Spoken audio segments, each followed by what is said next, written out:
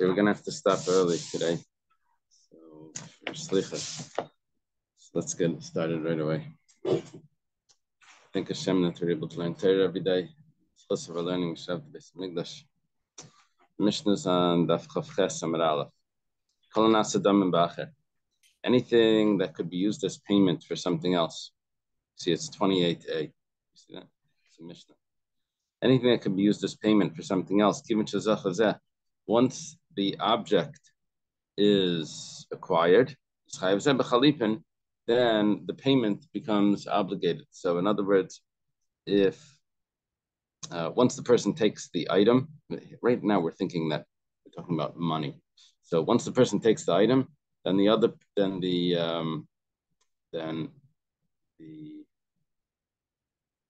money or what's going to be exchanged for that item is already in the possession of the purchaser. Is already in the possession of the purchaser. Right? 1 second. The purchaser takes the item, so then the seller already has possession of that exchange. The seller already has possession of that exchange. It means if it gets lost, then we'll make him obligated. Reb Naftali, we're going to stop a little early, so I started the Mishnah. All right. We said that anything that's used as payment for an item, that's the Mishnah on 28. Once the person takes the item, then the payment is already in the possession of the other person. Okay. We're going to see that we're not going to be talking about coins. It sounds like we're talking about coins, but we're not. Ketzad, what's a case? Hichlif shar b'para. Let's say there's an exchange of an ox for a cow, a chamar b'shar, or a donkey for a cow, for a ox, donkey for an ox. An ox and a cow is the same thing. Just one's older. Once this person acquires whatever it is, the ox or the donkey, so the other person becomes responsible for the ox or whichever one was exchanged for that. That was different interpretations. What it means responsible could mean responsible to pay for it or to give it over, or responsible for if it gets damaged, then he loses it. The Gemara starts up. Basically, all we're learning is that when an exchange is done, only one item needs to be taken, and the other one is already in possession of the other person. Chalif and Ma'niu. What are we talking about over here when we're talking about an exchange? Matbeya, we're talking about a coin. This is the Gemara thinks right now. We're dealing with coins. We're on 28a on the bottom. Shmamina, we see from this Matbeya and Ase Chalipina, we have a rule that when it comes to money, that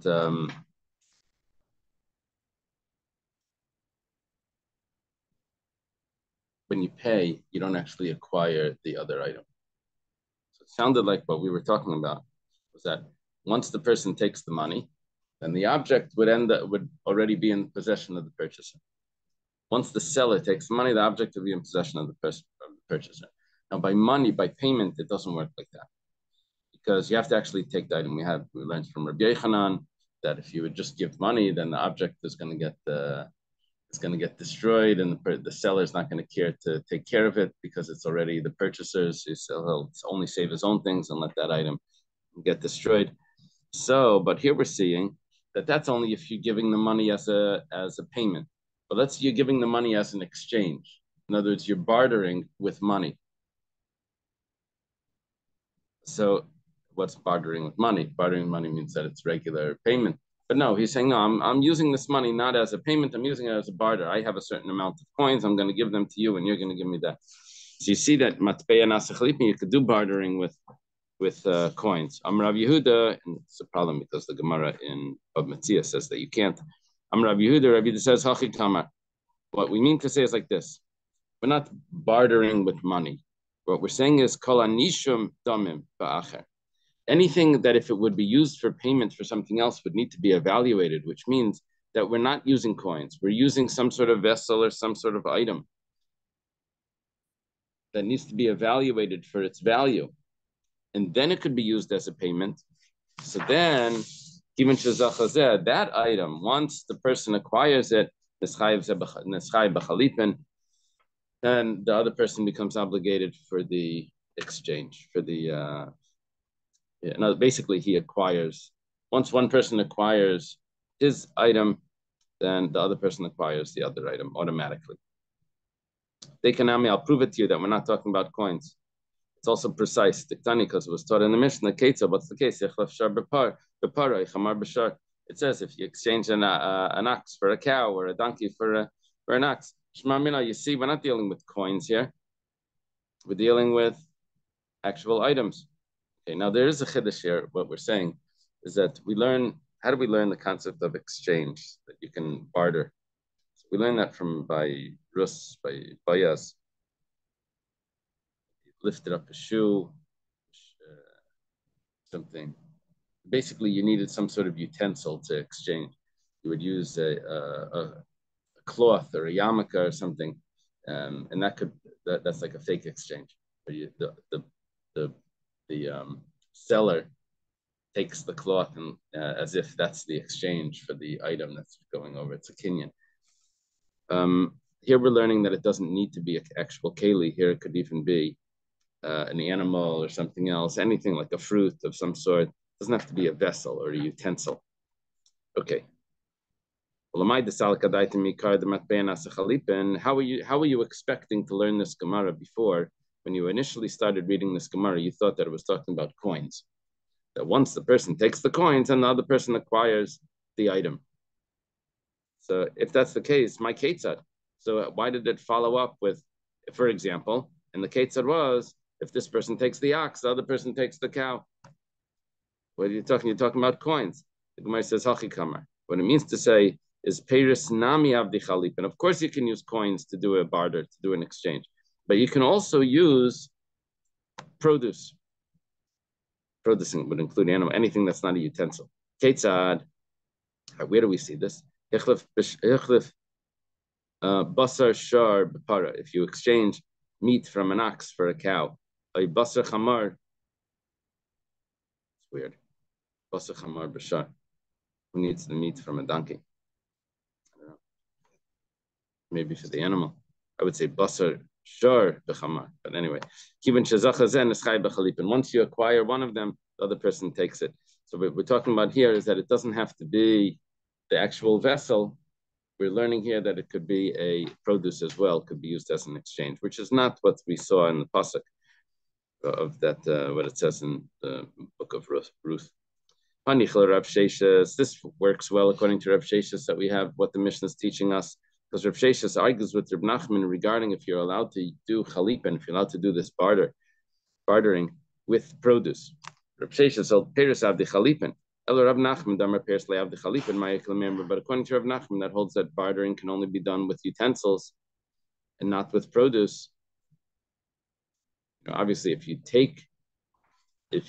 of them takes the produce, then it's a done deal. But we're talking about if you just want the deal to be done before both sides take each of their items, then that's not going to work by produce. That would only work by a utensil, according to Rav Nachman. One person takes the utensil, the other person gets the other, the whatever it is, could be produce as well. But the vessel, the utensil is what would make the kinyan, not the produce. Then what would he say? How would he explain the Mishnah? So Hachi Kamar Yesh Dam Shem Kechalipin. Nachman has a huge chiddush here. He says that there's such a thing as value or money that could be done for an exchange. Kate said, how does this work? If there was an exchange of the value of an ox for a cow, or the value of a donkey for an ox. Now, what's happening over here is like this. The person sells an ox. Okay? So Reuven sells an ox to Shimon, and Shimon takes the ox. Now, Shimon owes Reuven $100. Reuven says to Shimon, instead of you giving me the $100, why don't you just give me your cow in exchange for the $100? So Rav Nachman tells us that since the money that Shimon has that he's supposed to be giving to Reuven is now being returned from Reuven. Theoretically, it's not actually being given. It's being forgiven. Since that money is being forgiven, so it's as if it's being given to Shimon. It's as if it's being given to Shimon in exchange for the cow. So, so Rav Nachman's telling us is that money is going to be used to acquire the cow. Now, there was no real exchange of money, but don't worry about that. That's considered like there was an exchange of money. But there's a bigger problem. Money doesn't do an acquisition. You have to actually take the item. So let's see a drop further. So my time, what's the reason? Why does this work? So he holds like Rabbi Yechanan. The Amar that Rabbi Yechanan says really money does do an acquisition. Matam Amru Mashicha kindness. So why they say they have to actually take the item? Because we have a concern that maybe the seller will tell the purchaser, I'm so sorry, but the fire broke out and all your produce was burnt. So we have a concern that if you're just going to use money as the acquisition, then the person's not going to take care of the purchaser's items. So we made a decree that you have to actually take the item in order to have the acquisition. Otherwise, the person won't take care of it. However, that decree that we made is milsa d'shchiach gazer b'rabbanan. That's only when there was an exchange of money, which that's the usual case. So we made that decree. However, milsa d'loy shchiach, but something that is uncommon. The uncommon would be where the money was already owed beforehand. The money was already obligated before the purchase. Was this money? The money was supposed to be going to Reuven, and Reuven decides to forgo the money so that he could acquire the cow. In such a case, which is an abnormal case, they didn't make that decree that maybe Shimon won't take care of the item that he owes to Reuven.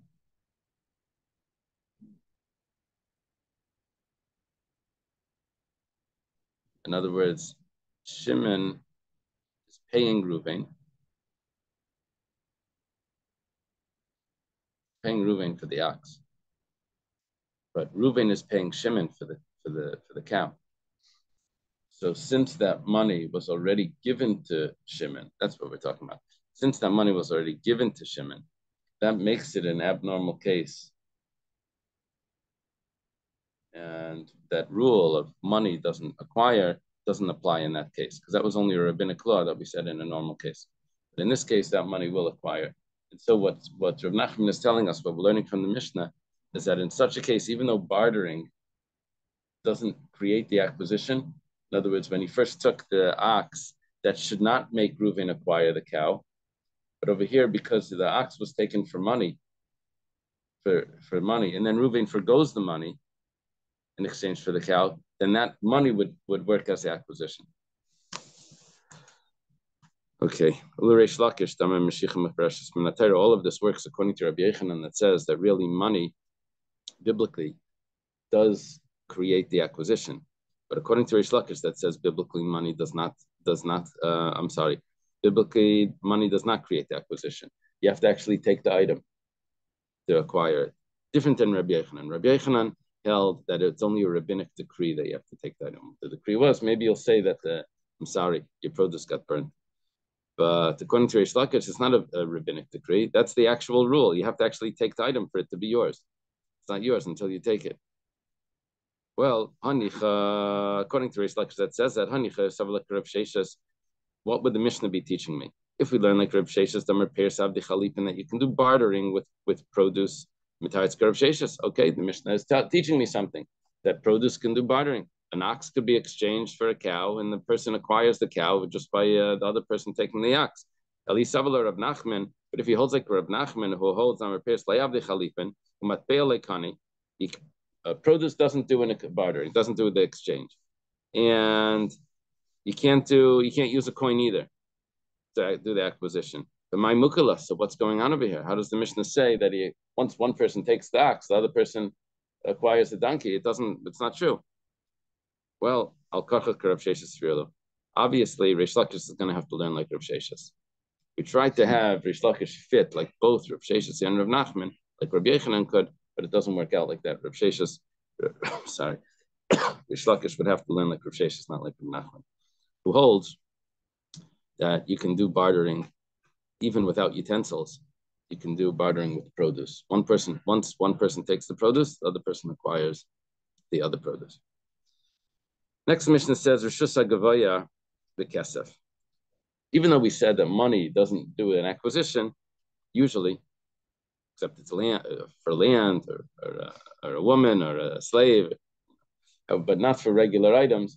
However, when it comes to consecrated items, it does.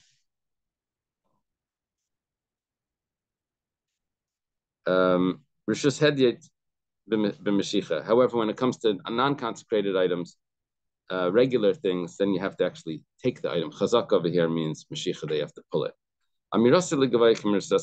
We're comparing here consecrated items, like things that were sanctified to the temple. We say that once a person says this is sanctified, that's as if an acquisition was made. So notice a verbal statement is as if there was a performed action, performed acquisition that made it.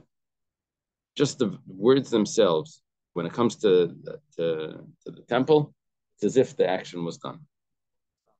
How does it work that the temple acquires with money?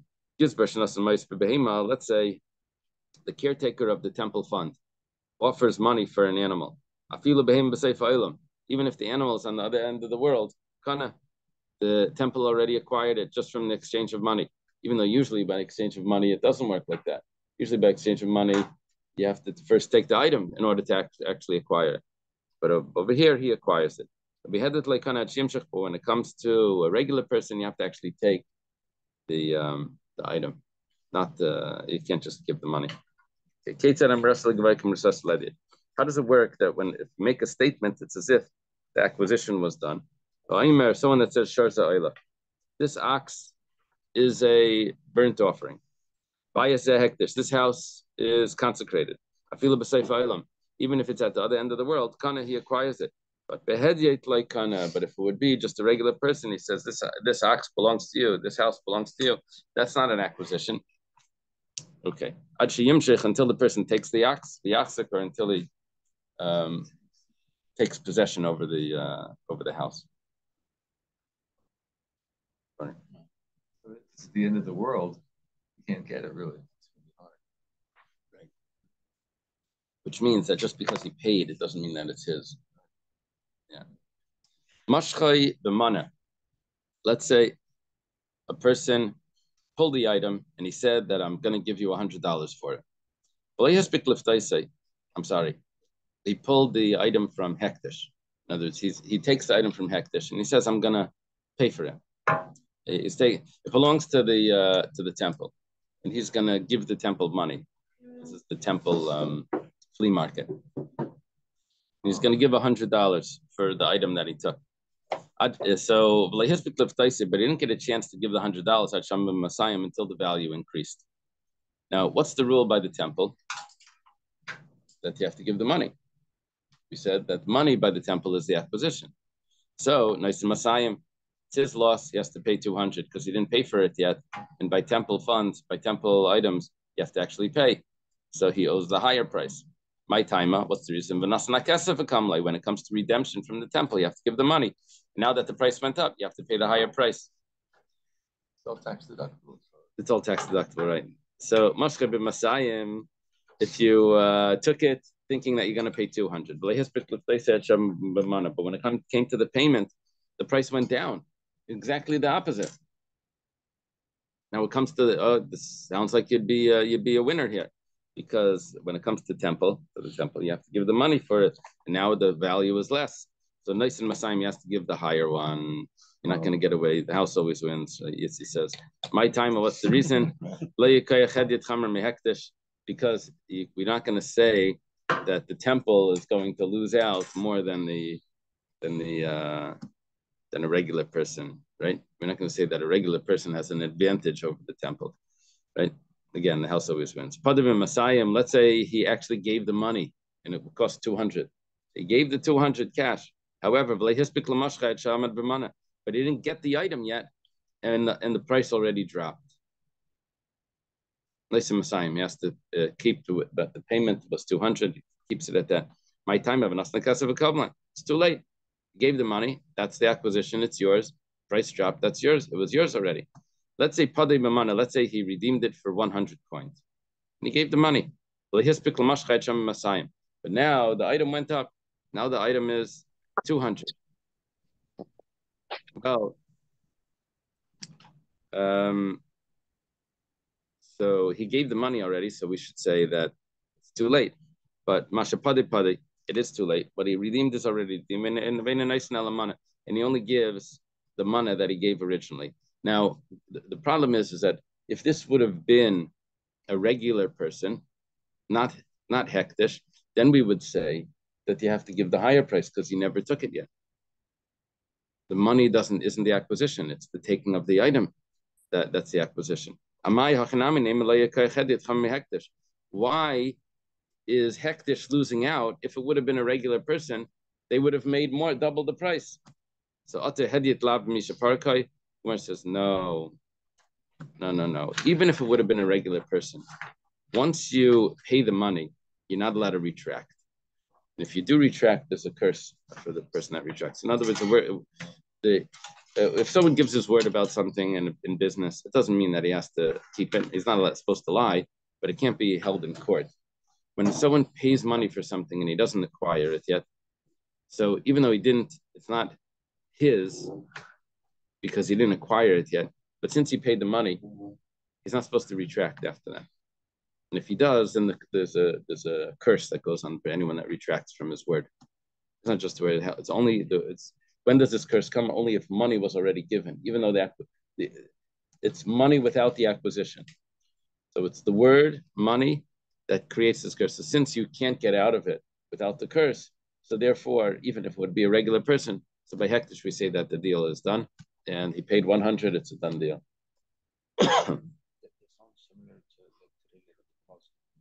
Right, exactly. It's like a deposit.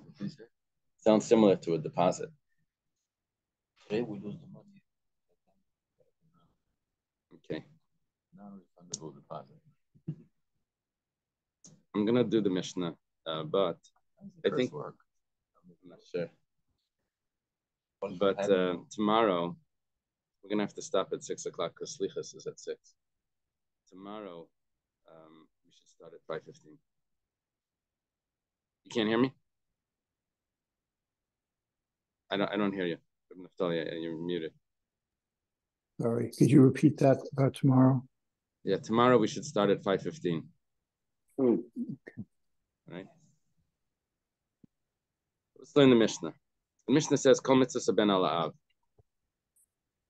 All mitzvahs of the son that are on the father. Now, the Gemara thinks that what this means is that everything that a son is obligated to do for his father, which would be kibbud av'ein. And then the Mishnah continues that anashim chayav anashim p'tur, only men are obligated to that, not women. The Gemara is going to reject that shot and it's going to switch it entirely. It's going to say all mitzvahs that a father needs to do for his son, it's only the father and not the mother. You know, just switched from brother and sister doing for the parent, and now it's switched from mother and father doing for the son. So only the father is obligated to do those for the son. I'm sorry, not the mother. The mother's not obligated. Anything that anything that the son is obligated to do for the father, according to the Gemara's conclusion, it's echad anashim chayavim. Both the brother and the sister have to do for the parent. Any time-bound mitzvah is anything that's only that has to do with time that you're only obligated to fulfill it at certain times. Anashim chayavim, anashim p'turis. Only men are obligated in that, not women. Anything that's not time-bound. I don't know, sending away the mother bird or something. But men and women are obligated, right? It's only the time constraints that the women are exempt from. Say, but if it's a negative command, then time doesn't matter. No one's allowed to kill or do anything like that. It's what would be a negative command? Negative command is not to eat chametz on Pesach. That's time bound. Doesn't matter. Women can't eat chametz. right? That's a negative command. The exception to this is that when it comes to cutting the payas, women are allowed to cut their payas. Baltashkas, they're also allowed to cut their beard. Men, they're also allowed to go to the cemetery, even if they're the daughters of Kohanim. The Gemara says, "My mitzvah ben alav." What is the mitzvahs of the son on the father? If you want to say that it means anything that the son is obligated to do for the father, nashim pitures. Women don't have to do kibbut avaim. But Tanya, we have a brisa. Ish. It says in the verse, a man should honor his father and his mother. Should fear his father and his mother. Ainli elish, I would know only a man. Ishiminayin, how do you know a woman also? Kishvoimer ish imay vaviv tiro. The word tiro is the shirish over there is yare, is to fear. And tiro, the tough and the vav means you all. You all should fear a man, his mother and his father. You all should fear. Arikan shnaim, that means you all. It means two, the plural you. Amar Rav Yehuda, you see, it has a man and woman are both obligated to fear their father and mother. Hachikam Rav Yehuda explains, it's the opposite. Everything that a father has to do for his son, anashim chayavim v'anashim peturais. Only the men are obligated and the women are exempt. And this actually fits with what was taught in the Brisa. The father has the obligation to circumcise the son, to redeem him from the Kohen, to teach him the Torah, to get him married, and also to teach him a trade, also to learn how to swim. Anyone that doesn't teach a son a trade, if he taught him to be a robber, it says listus al kadaitach, he taught him to be a robber. It says if he taught him to be a robber, because he won't have what to provide for himself. He's going to end up robbing from people. Okay, let's leave it over here. And tomorrow, B'ezras Hashem, at 5:15. Thank you. Okay. When are you coming back, Jonathan?